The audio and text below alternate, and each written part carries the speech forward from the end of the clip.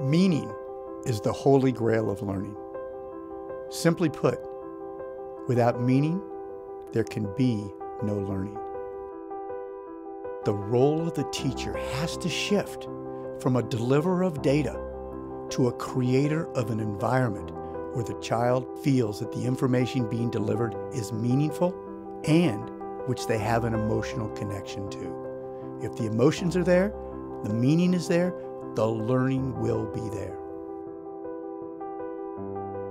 To start off grade 8 this year, we sat down and we discussed the benefits and maybe some of the challenges of potentially doing a very large integrated project that would involve math, science, and humanities.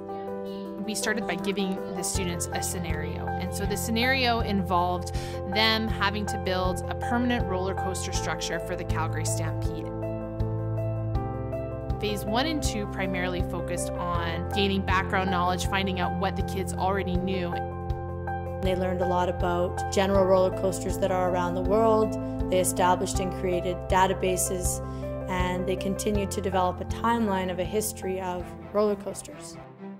In phase 3, we primarily focused on math science end of it, and so they were doing a lot of experiments, learning acceleration and how things drop and what changes when things are higher or lower, when they use heavier marbles or these kinds of things. We needed to understand different things for our roller coasters before we actually jumped into it.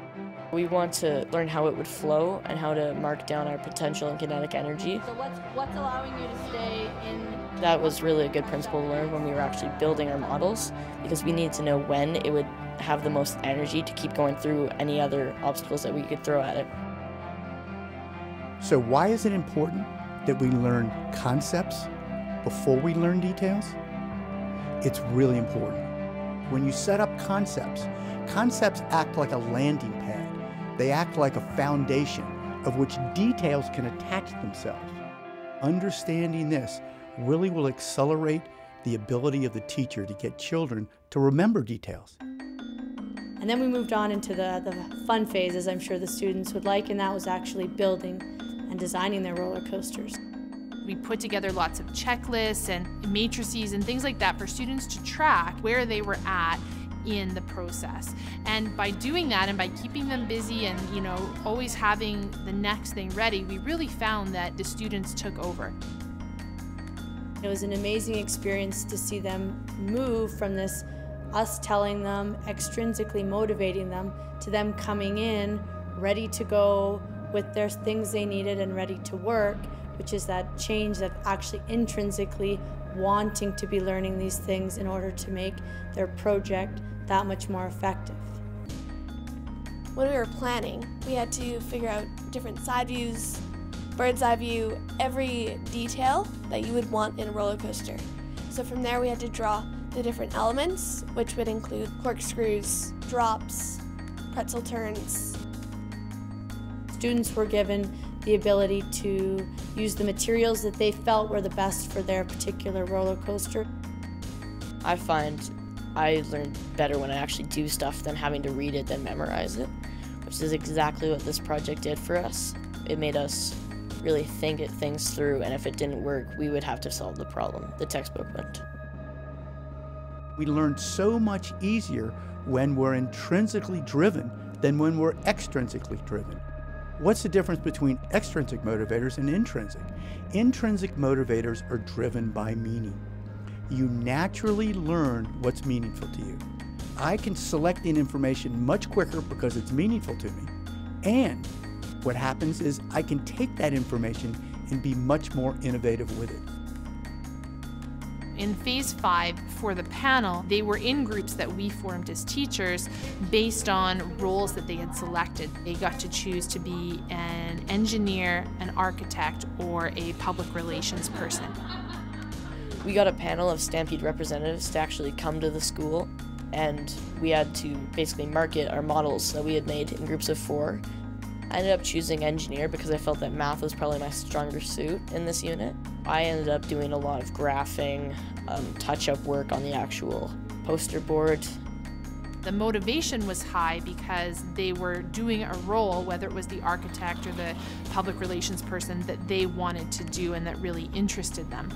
it was nice to see that as a result of their choice, they were really successful in the end.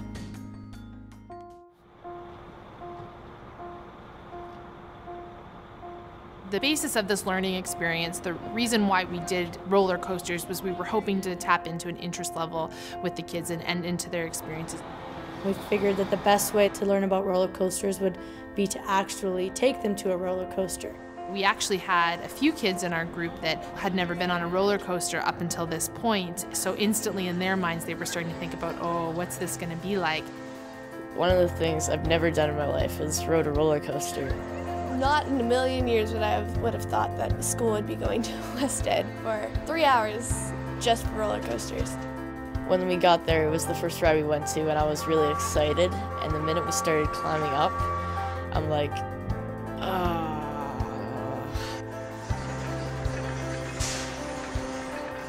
What would you rather have happen in your children's brain?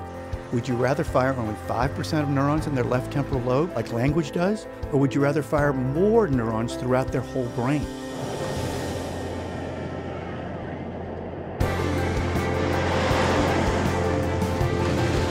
Why is this important?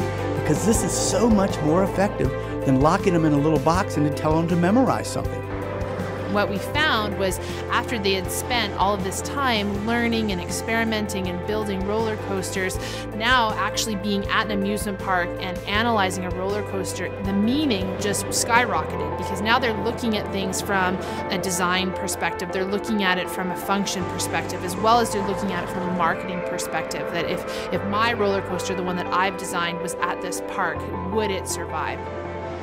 It was probably the best day I've ever had through school. Like, I can't even, it was something else.